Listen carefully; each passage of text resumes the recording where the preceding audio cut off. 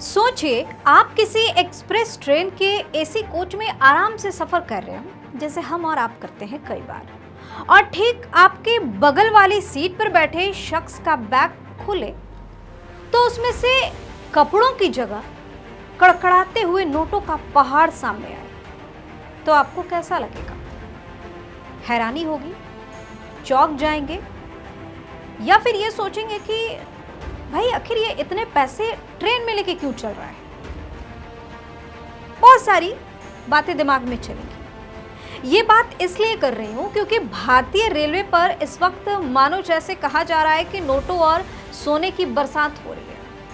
चलती ट्रेनों में अचानक ऐसा क्या मिला कि रेलवे सुरक्षा बल से लेकर आयकर विभाग यानी कि इनकम टैक्स और खुफिया एजेंसियों के भी होश उड़ गए। स्वतंत्रता दिवस की सुरक्षा को लेकर जब रेलवे पुलिस ट्रेनों में रूटीन चेकिंग कर रही थी, तब एक बैग खुलता है और उसमें से निकलता है नोटों का गड्ढेदार पहाड़। इतना ही नहीं, दूसरी तरफ एक ट्रेन में जब छापेमारी होती है तो कपड़ों के पीछे छिपा मिला करोड़ों का शुद्ध सोना। आखिर कौन है ये लोग जो बैगों में करोड़ों की नकदी और सोना भरकर ऐसे इतने आराम से सफर कर रहे हैं? नहीं मतलब कई बार नॉर्मली ये होता है कि जब कोई सफ़र पर निकलता है, चाहे ट्रेन से भी सफ़र करना हो चाहे बस से भी सफ़र करना हो, तो आजकल का ज़माना ऐसा हो गया है कि लोग जेवर भी रहता है जो नॉर्मली पहने भी रहते हैं उसको भी कैरी कर लेते हैं, उसको भी रख लेते हैं उतार के कि नहीं हमें सफ़र पे निकलना है तो कहीं ऐसा ना हो कि छिनताई की घटना हो जाए, तो इसे हम सेव कर लेते हैं। लेकिन ये लोग कौन है? बैगों में करोड़ों की नकदी और सोना लेकर घूम रहे हो बेआराम से। कहाँ जा रही थी नोटों की भारी भरकम खेप और क्या है इसका बांग्लादेश कनेक्शन? बताएंगे आपको इस रिपोर्ट में। नमस्कार, आप देख रहे वीके न्यूज और मैं हूं आपके साथ दिव्या सिंह।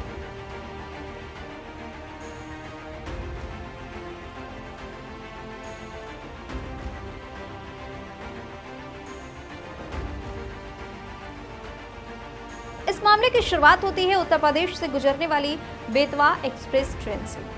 स्वतंत्रता दिवस के मौके पर सुरक्षा व्यवस्था कड़ी थी और रेलवे सुरक्षा बल की टीम बेतवा एक्सप्रेस में चेकिंग अभियान चला रही थी। तभी अचानक एक पुख्ता खबर मिली कि टीम B3 कोच के बर्थ नंबर 19 पर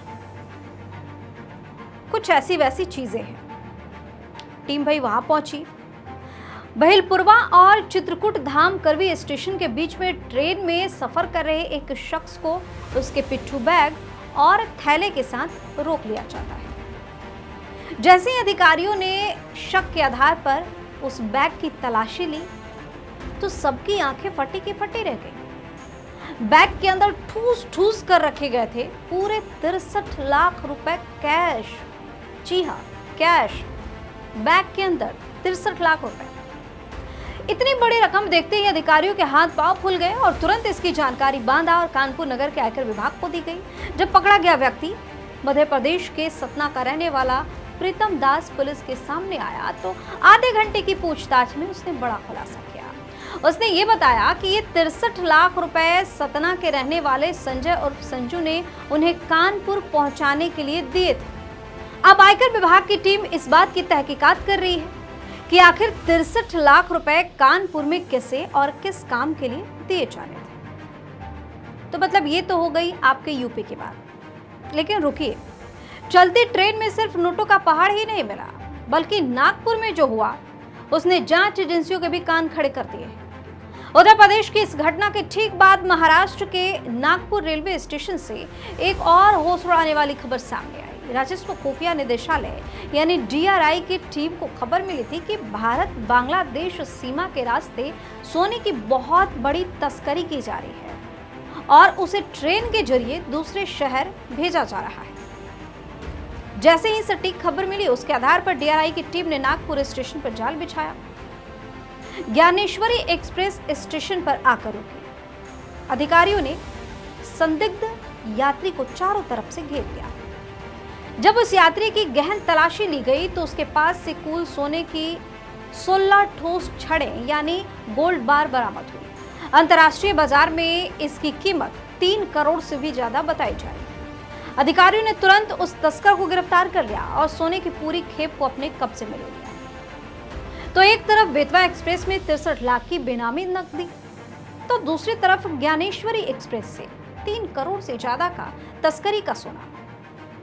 अब 15 अगस्त से ठीक पहले रेलवे नेटवर्क पर हुई इन 2 बड़ी कार्रवाइयों ने साफ कर दिया है कि अपराधी भले ही कितना शातिर दिमाग लगा ले, कानून की नजरों से बच पाना बहुत मुश्किल है। फिलहाल दोनों मामलों में गिरफ्तार आरोपियों से कड़ाई से पूछताछ जारी है और इसके पीछे छिपे बड़े सिंडिकेट का पर्दाफाश होना बाकी है।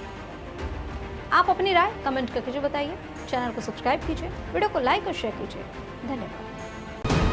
वीके न्यूज, राष्ट्र के नाम।